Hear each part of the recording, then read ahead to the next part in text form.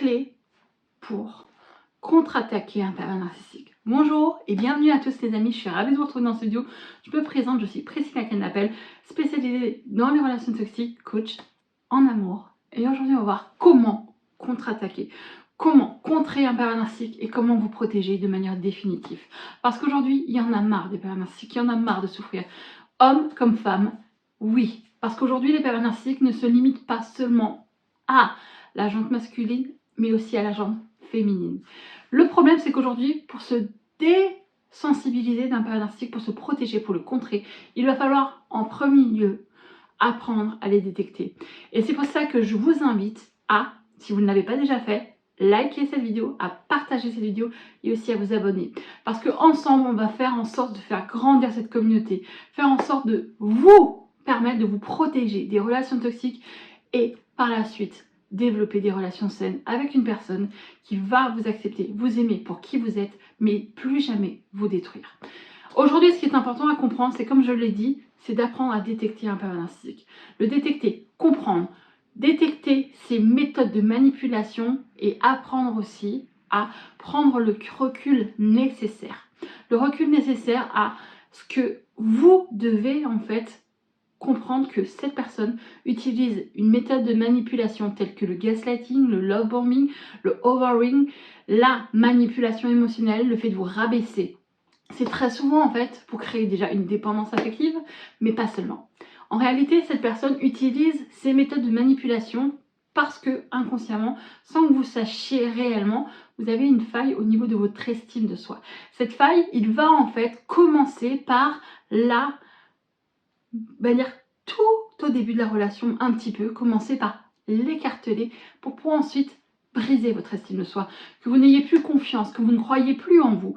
Et il va utiliser des méthodes d'isolation sociale, il va vous manipuler émotionnellement, verbalement, il va vous rabaisser et toutes ces manipulations sont faites pour détruire la capacité que vous avez en fait à vous défendre et à croire en qui vous êtes. Et aujourd'hui dans cette vidéo, comment contrer un pervers narcissique 1.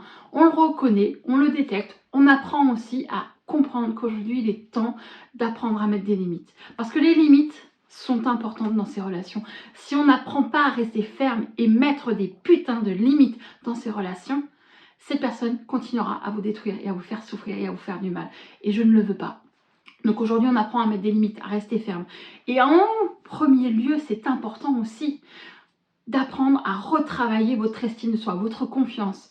Parce que tant qu'au niveau de votre estime de soi et votre confiance en soi, vous êtes vulnérable, cette personne utilise ces manipulations et va constamment en fait vous faire douter, créer de la peur, de la colère. Car très souvent, la manipulation est utilisée en fait pour vous déstabiliser. Donc vos émotions, si vous n'arrivez pas à les gérer correctement et à prendre le recul nécessaire, c'est aussi une clé importante de pourquoi est-ce qu'il fait ça ? Qu'est-ce qu'il a derrière la tête? Comprendre ses stratégies de manipulation, comprendre que justement s'il utilise cette manipulation-là, cette façon de fonctionner, c'est justement en fait pour vous déstabiliser et reprendre le contrôle. Donc aujourd'hui, la clé numéro 1, on détecte le ou la pervers narcissique. Ensuite, on apprend à mettre des limites, on comprend bien que c'est important et qu'il faut rester ferme. Apprendre aussi à retravailler son estime de soi, sa vulnérabilité, le fait d'avoir vraiment en fait cet état d'esprit négatif où vous croyez qu'en fait le problème et que vous êtes complètement fou parfois aussi, c'est vous.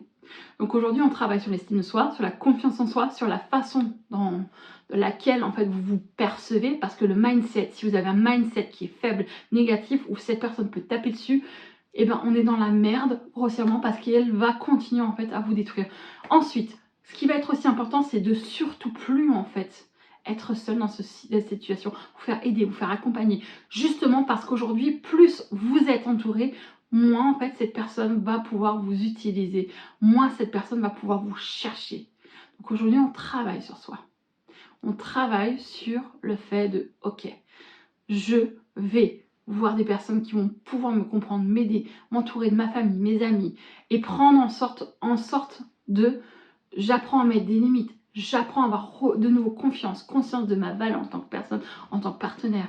J'apprends aussi que aujourd'hui, il y a peut-être des aspects tels que ma vision de l'amour, mes besoins affectifs qui peuvent faire en sorte d'attirer ce genre d'individu dans ma vie.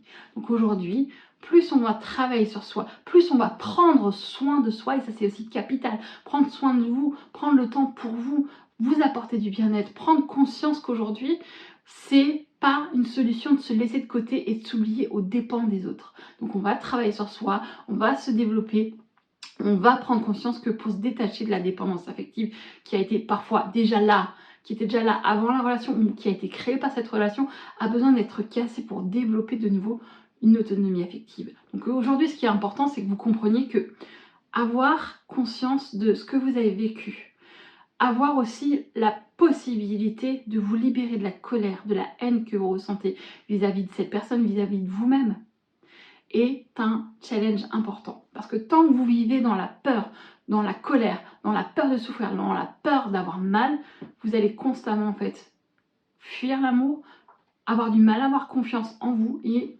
dans le monde en fait qui vous entoure. Donc on travaille sur ça aussi.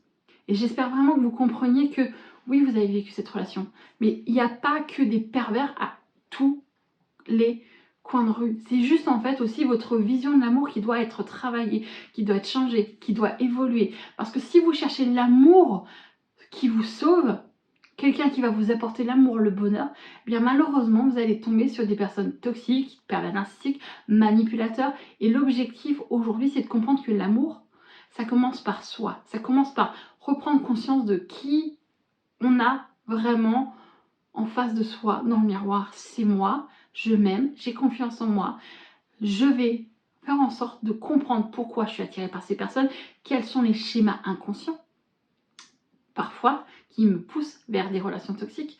Et au fur et à mesure du temps, en travaillant sur l'amour de soi, la confiance, c'est-à-dire l'estime de soi, si le fait aussi de mettre des limites, non, je ne veux plus ça, en basant sur, ok, qu'est-ce que je veux et qu'est-ce que je ne veux plus dans une relation. Ce que je veux, c'est ça. Ce que je ne veux plus, je ne le veux plus. Donc si une personne a un comportement dans la case dans laquelle je ne veux plus, elle sort de ma vie.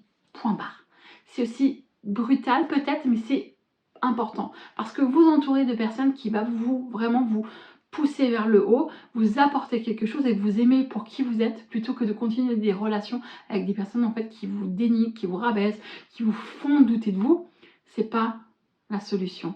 Prendre le temps de s'entourer, c'est important par des bonnes et des vraies et des personnes importantes qui sont saines pour nous, qui nous permettent d'évoluer et non de régresser. Ça, c'est important. Donc aujourd'hui, j'espère que cette vidéo vous a apporté quelques réponses. Comme je le dis, n'oubliez jamais que le premier pas vers l'amour, c'est de s'aimer soi-même. Et le deuxième pas vers le bonheur, c'est d'apprendre à vivre le moment présent. Quant à moi, je vous dis bye bye les amis, merci d'être là au quotidien, merci de faire grandir cette communauté. Je vous dis merci pour vos messages, vos commentaires et à la prochaine. Bye bye.